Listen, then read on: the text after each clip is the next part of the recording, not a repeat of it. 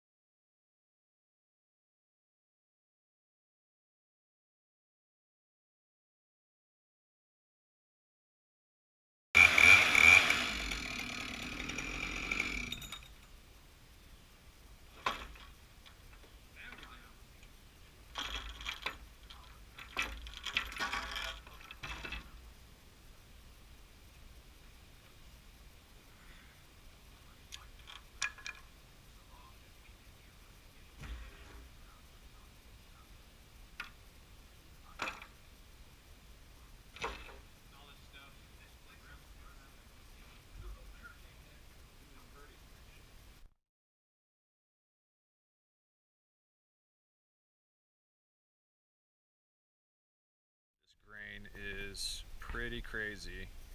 Get the reds and the blacks. I'm getting some nice ray fleck around the knot there. You can see it down here, ray fleck going all around. Get some more awesome reds and blacks.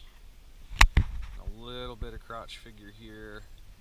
But then this whole section right here to about here is going to be rotten, so I don't know if that'll probably not be usable for anything, but crazy ray fleck all throughout here too.